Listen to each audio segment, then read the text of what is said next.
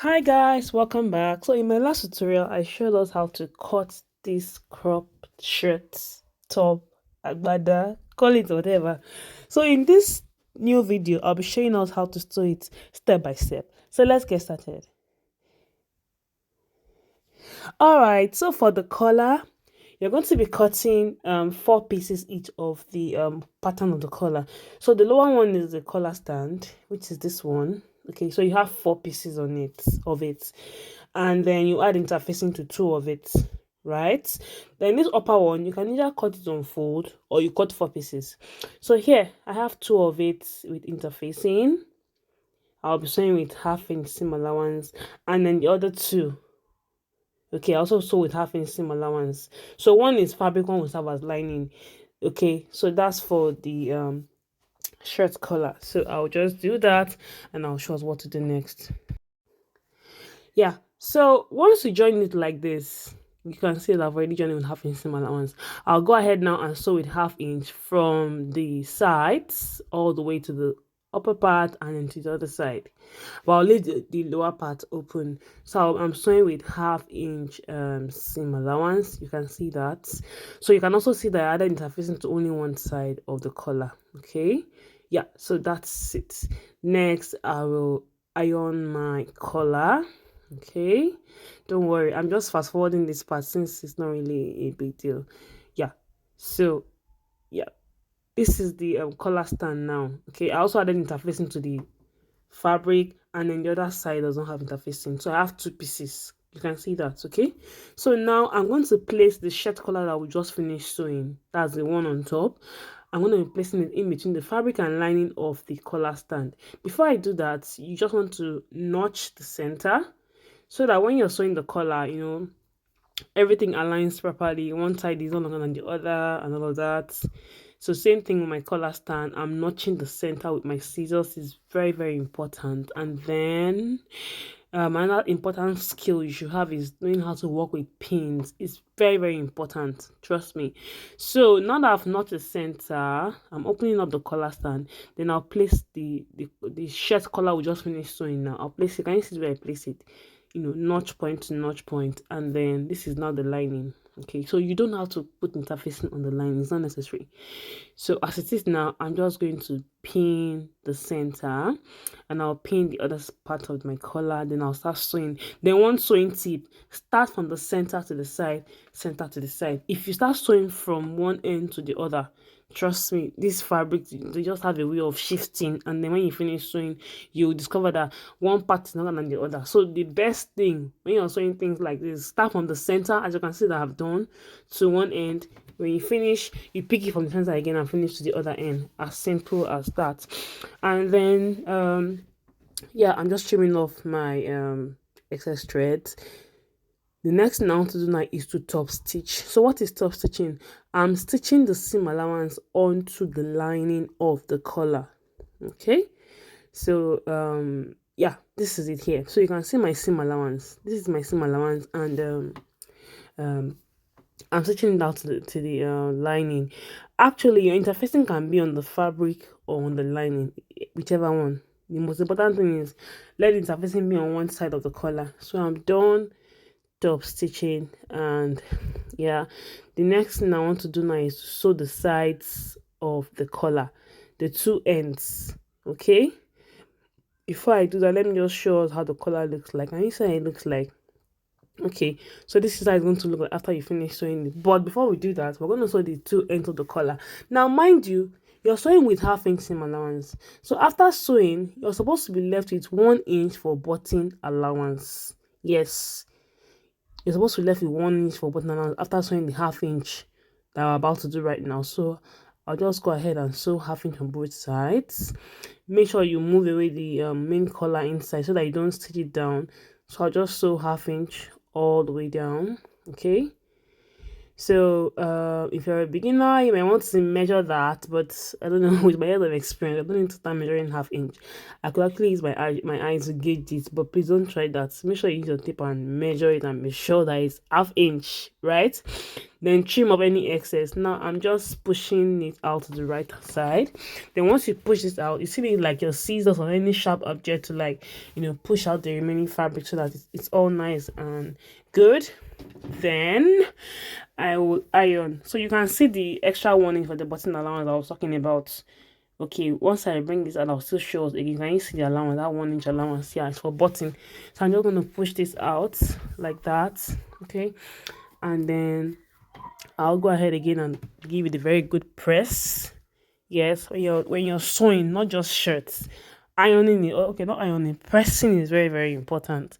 It makes your work look very clean, nice, and professional. Okay. Preferably use a steam iron, not just the regular iron. Okay. So once you do this, we now go to the sewing of the shirt. Now remember that when we're dashing the front pattern, okay, I said we're going to be adding 3 inches to the front pattern.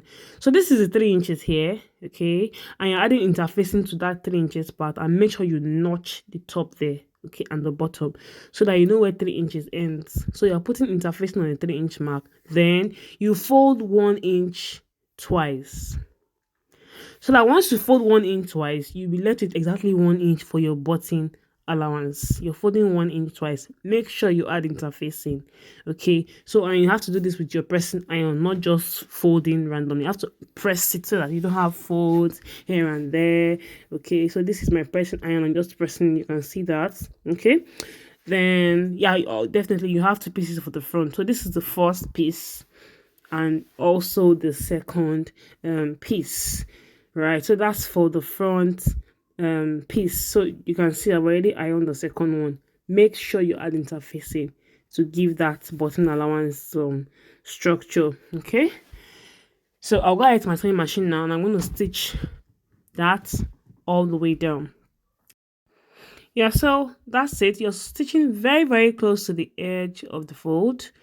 Okay, so you do this for the first piece and the second piece, and then the next step will now be to sew the front and back together at the shoulder, which is this is very simple. So this is my back piece here, this is the right side. I'll make the right side of my front piece to face the right side of my back piece. So let me just quickly show. So this is what I've sewn here. Can you see that? And make sure you use a matching thread, right?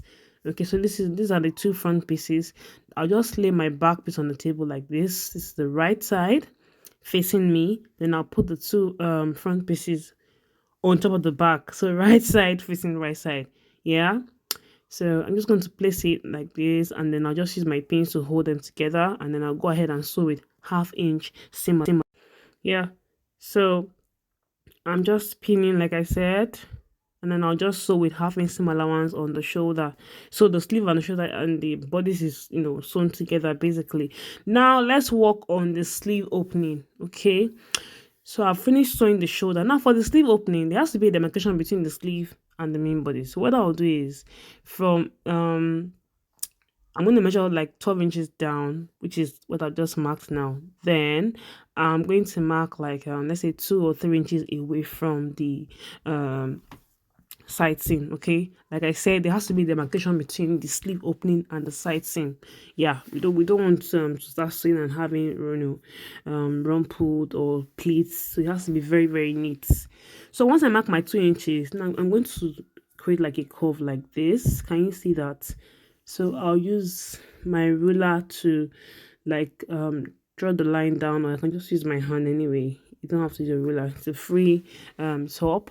So can you see the demarcation there? So I'm just going to cut that part out so that clearly you can see the distinction between the sleeve and the side seam. Okay, so I don't need this part any longer. Can you see that?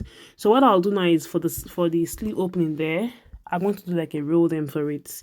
I'll roll it twice, like I'll roll 1/2 inch twice for the hemming of the sleeve opening. Okay, so I'll just open it up like this for us to see. Okay, then I'm going to roll 1/2 inch twice. If you want your own hem to be bigger than this, then you might need to cut in more than 2 inches, but this is just fine. This is fine. So I'll just go ahead and roll it. Now I've rolled the hemline. Next thing will be for me to sew the side seam. Okay, let me just turn the fabric. Sorry guys, my table is small. Yeah, my sewing table is very small, so I'm trying to like manage the space. Okay, so I just sew my 1 inch side seam on the ones all the way down. Same thing to the other side here. Yeah, let me just move it so I can see it. Don't mind my small table. Okay, so this is the other side here. Okay, so I'll also be sewing my side seam allowance 1 inch. So just make a curve from there all the way down. Then I'll do a roll them for the hemline basically. So I'll go to the fixing of the collar. Very simple. It's very simple. All you have to do is make sure you notch the center back. Okay, and your collar too. Then we'll start fixing the collar from the back. So we're placing the collar on the wrong side of the blouse. Okay, so I'll just pin it round. Now at this point, if you didn't use the right neck measurement, the collar will either be small or big. So if you had followed what I did in the cutting video, it's going to fit in perfectly. So after pinning it like this, just go ahead and sew it round. Okay, like I'm going to be doing in the video here, you're going to sew with 1/2 inch seam allowance.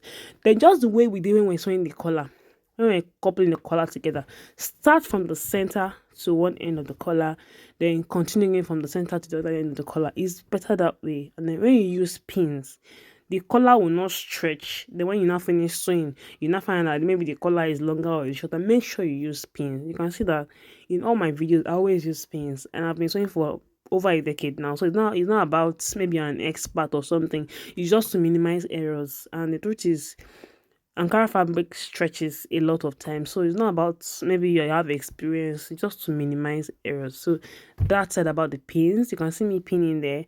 So once you finish sewing one side, you move on to the other side. Yeah, so that's it. Now I'm done attaching the collar to one side of the dress. Okay, so this is the other side now. So what you do is you're going to move in the same allowance inward, and then the outer part of the collar here, we're going to like fold it with 1/2 inch seam allowance, pin it round, and then you start to sew it. So the outside of this is the outside of the shirt. This is the part I'll be showing outside. This is the outer part. You're doing like a top stitch. Okay, so you have to sew very carefully. Same thing, sew from center to one side, center to the other side, and that's all. I forgot to mention I use cover buttons with needle and thread to fix my buttons. So this is how the top looks like here. You can see that the button is not showing outside. Yeah, I use cover buttons, and yeah, I'll just show us I'll show us quickly. Let me look for a picture and attach to this video what a cover button looks like. So I do hope you enjoyed this video. Feel free to share, like, comment, subscribe with your friends, loved ones. So thank you so much for watching, and bye.